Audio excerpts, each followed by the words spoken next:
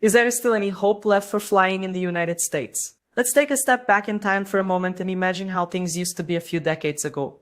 You could calmly sit down to plan your trip, arrive at the airport early, go through security without much hassle, and confidently bet that you'd reach your destination exactly on time. It was almost a pleasant experience, an adventure that reflected the pride and efficiency of the American system. Airports were a symbol of punctuality, airlines offered decent service, and air travel was something the middle class could enjoy without too much worry. But today, the reality couldn't be more different.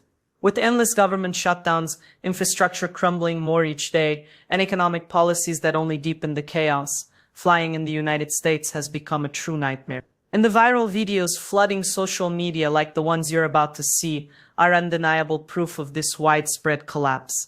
Get ready because what's coming next will shock you and make anyone rethink their travel plans. Stay with me, because this is just the beginning of an analysis that will reveal much more about what's really happening behind this chaotic scene. Ooh, that's assault. 3 weeks. 3 weeks for my money, right? 3 weeks for my money, right? 3 weeks for my money, right? 3 weeks for my fucking money, right? 3 weeks. 2 flights wasted. 2 flights wasted. 2 flights. 3 planes. After 45 minutes. 33. Yeah, I was about to say, is it a joke? Call the police. No, for who? Call the police. Your security sucks. I have my rights. So that's what I want. The police. Yeah, because no, it's not your brother. Bitch, I'm having a video. It's not your brother that you need to go disconnected, right? You stand in line? These videos don't just show a few isolated cases of delayed flights. They're a glaring reflection of a system that's falling apart. As someone who depends on business travel almost every week, I'm deeply shaken by what I see. It's no exaggeration to say that this is the direct result of years of disastrous political decisions, especially under the current Biden-Harris administration. Inflation has soared to unbearable levels.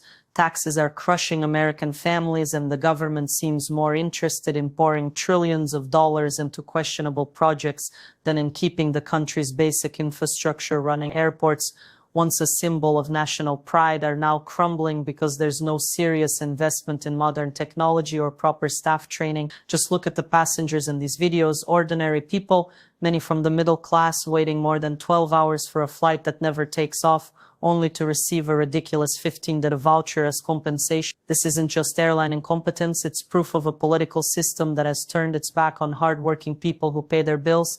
Think about it for a second. Those endless lines, the heated arguments with exhausted staff, the desperate cries like "call the police," all of it shows a level of frustration that simply didn't exist before.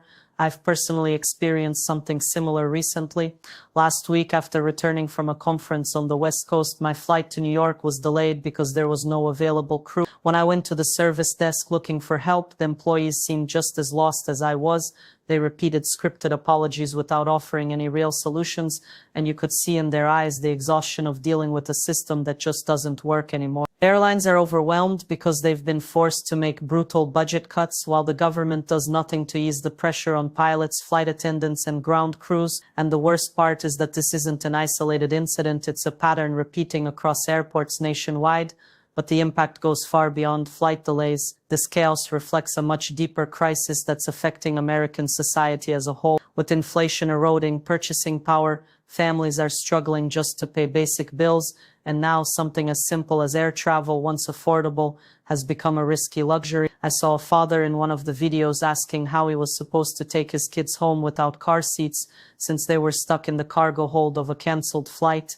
That's humiliating, and the airport workers, poor souls, are caught in the crossfire trying to explain the unexplainable while facing the anger of passengers who just want a clear answer.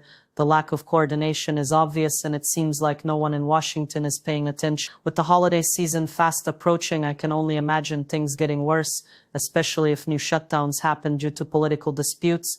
So the question remains, is it still worth the risk to fly under these conditions? Stay with me until the end of this video because we're going to break down how this collapse affects all of us and what might be coming next. You won't want to miss this full analysis. I heard you guys last night. I got a call. You guys were stuck here. So American Airlines has canceled our flight, rebooked, rescheduled. Now they have 12 hours. How long have you been waiting? Hours. More than 12 hours. Been waiting 12 hours. I've been waiting 2.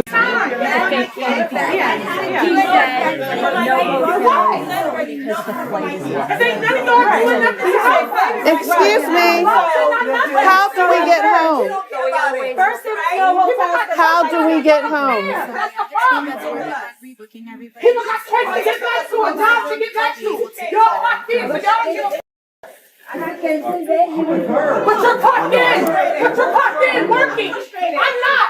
But you're clocked in working and I'm not! That's the problem! We ain't got no refund, no nothing! A bullshit ass $15 voucher! We ain't got shit!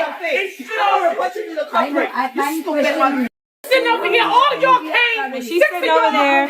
She's sitting over there smiling and laughing. She's sitting over there smiling. Live, Facebook, TikTok, whatever. Yeah. All right, ladies and gentlemen, for Delta Flight 101 to Buenos Aires, once again, I do apologize. I understand you guys are frustrated, upset, but it's nothing right now we can do. They're waiting to get pilots. This flight has not canceled. This flight has nothing, and I do apologize for this delay. Yes, you see it's noon. They're still working on getting pilots. All the information that I know is what you know. The only thing I'm going to do is be honest with you guys and tell you all the information that I know. I understand each and every passenger is upset, but right now it's nothing I can do. It's out of my hands. Hold on, give me a second. Once they give me the crew scheduling, give me the information, I will let you guys know. Right now, I don't know. They only are updating the time. And once again, I do apologize. There's limited stuff that I can do. So I have to call the tower, make sure the OCC, everybody is aware of this problem. Okay? And once again, I do apologize. Again, I can apologize for so many times, and I understand your frustration. I understand. But right now, I'm trying to get more information about these 2 pilots that we need. They're lying to us. Someone will be here at 6 o'clock in the afternoon. They could change 1 hour, but they could have sent us to the hotel to rest. You know? Yeah. So send us to the hotel. We come back tomorrow. That's fine. Right? I can't send you back to the hotel because they don't have. But you're gonna keep us here till tonight. You know the way that we're I don't know. I'm not gonna say they're gonna keep you here till tonight. I don't see it. They're gonna do that. How are we supposed to help everybody get home? There are taxis and Ubers downstairs. No. We have 2 kids with no car seats. So what do we do? How do we get The car seats, you check them in? You gate check them? No, we have a car in Newark. Oh, then you would have to find your way to Newark. How with no car seats?